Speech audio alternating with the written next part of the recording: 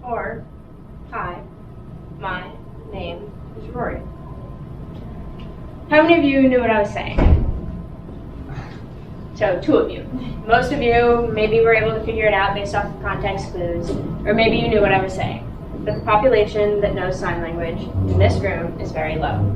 But the population in the world that uses sign language for their only form of communication is about 70 million people.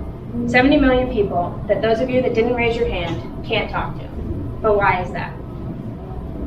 There are so many misconceptions when it comes to the use of sign language. Many people assume that you can only talk to people that are deaf using sign language. Many people assume that the only people that would know sign language are people that are deaf or people that are in the deaf community. People that are hard of hearing, people that have friends and family that are hard of hearing or deaf. But that's not true. There are so many other reasons that people would use sign language, including people that have Down syndrome, autism, cerebral palsy, trauma of any kind, a brain injury, or even a speech impediment, because communication to them is not easy. Talking to them is something that is unattainable. We forget about seeing the people that can't or don't speak at all.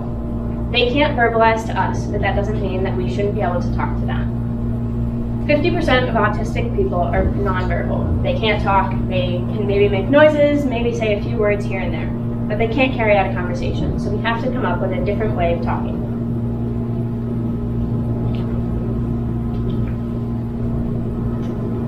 So this is the sign language alphabet, something that any of you could learn quite simply. And it's also something that you could communicate with somebody who only uses sign language. You don't need to know full words to speak sign language. You can spell out words and they'll figure out what you're saying because they know it. These are also some basic signs that you should know. Hello, goodbye, please, thank you, yes, no. These will allow you to have a conversation. How many of you take a language in the school or have taken a language? The majority of you. But how many of the people that raised their hands took Spanish or Italian? All of you. That's because we don't offer American Sign Language. We don't offer sign language in general. Most schools don't. But why isn't sign language offered? Simple answer. We forget to learn the language that nobody speaks. Think about it for a minute.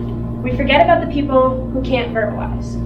These people are without the ability to talk back to us. But does that mean that it's okay for us just to forget about them simply because they cannot speak? Because to them, they are speaking, they are communicating, and that's what I'm here to tell you. Relationships are key to communication, and you need to be able to talk to somebody or communicate with them in some way, shape, or form. So my talk today is not to convince you to go out and learn sign language or even research who uses it. It's simply to tell you that relationships come down to communication. So my reasons for doing this talk today are Cam, Alex, and Ben. 3 nonverbal autistic students that I know and I have worked with and that I'm happy to call my friends because I took the time to get to know them. That's Alex. That's Ben, and that's Cameron. They're all smiling, they're all happy, they're all people. So why does that mean we shouldn't talk to them? It doesn't. Because over 75 million people worldwide have autism. Does that mean that we shouldn't talk to them? No. A diagnosis should not equal isolation. You shouldn't just put them in a corner and say, oh, they can't talk to me, so I don't need to talk to them, because that's not the case. They need stimulation from others as much as we do. When I first met Ben, I walked into the classroom and I was told that he was nonverbal. So I shied away from him. I didn't go over to him, I focused on the other students. And then one day I walked in, a few weeks later, and he changed my world. He called me over. No, I just told you he can't speak. He didn't verbalize to me. But he waited until I made eye contact with him, he pointed to me, and then he pointed to the chair next to me. He wanted me to sit with him. He made that clear, and I listened to him. So I went over, I sat down, and he pointed at the book on his desk. It's like, do you want to show it to me? And I asked him a question, and then I began questioning myself. I was like, if he can't talk to me, can I communicate to him? And I was like, I guess I can. And then, what did he do? He opened the book. He opened the book, and he took out a Velcro sticker, and it said the word hamburger, and he handed it to me. And then I was like, I said it out loud, and I was like, what does this mean? So he handed me another one. He handed me another food, and then desk, and then clock. They were seemingly random words, but now I understand that it wasn't about the words that were on the paper, and it's not about the words that you say.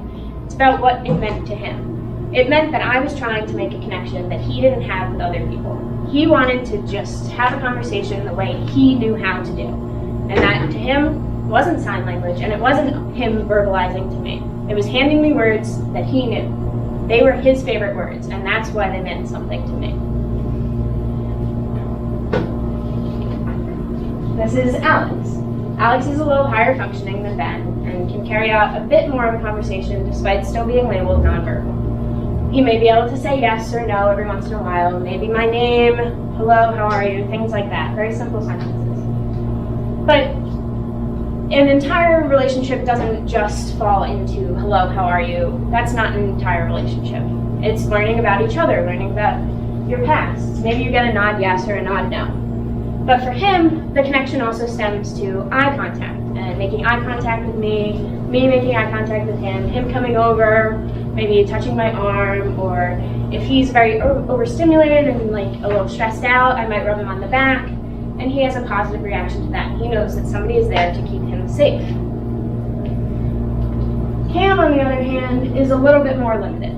He does not like physical touch at all. So if I go over to him and I simply tap him on the shoulder, that's enough for him to go out and walk away. He doesn't like it. So instead, I make eye contact with him. I wait for him to come to me. One thing, if you know Cam, he comes over and he taps you on the shoulder. It can be a light tap, sometimes it's a hard tap. And then he goes, hi, hi, and he waits until you make eye contact with him to start engaging with you, because that's to him how he starts a conversation, and that's the communication level that we have. Another thing that I want to talk about is stimming. A lot of people with autism have this thing that they do called a stim, and that's a repeated action that self-stimulates them. So they do the action to help calm themselves down and kind of recover from whatever incident sparks the stim.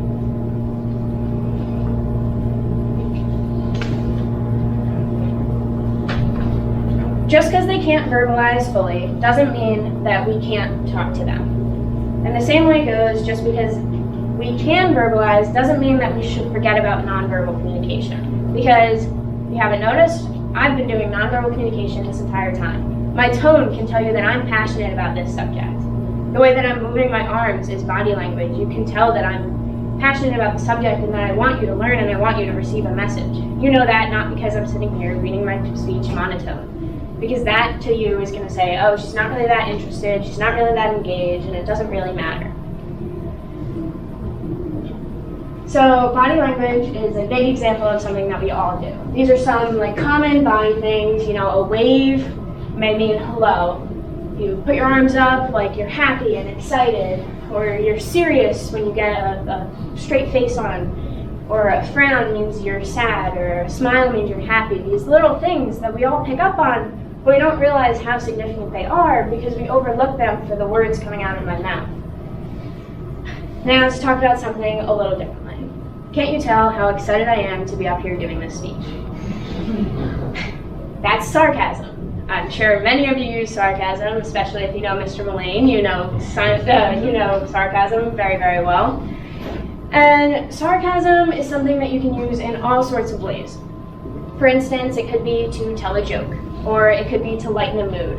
Or maybe you're trying to insult somebody, but make it a little gentler, so you add a little bit of sarcasm into it so that maybe it goes over their head, or maybe it doesn't.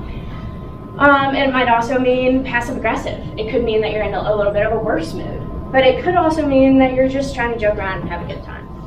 So sarcasm is something that we all use, and that's nonverbal communication. Like, we know what it means, but not everybody would. So the purpose of this talk is to let you know that relationships flourish because of connection, and connection stems from the cues and nonverbal communication that we all exhibit. So I am standing up here and I'm passionate about this talk, and you guys can tell that. But people that have autism or other developmental delays may not pick up on the fact that it's nonverbal communication. So something to keep in mind as you move on. If you meet somebody that's nonverbal, it doesn't mean that you can't talk to them. It just means you have to find a different way.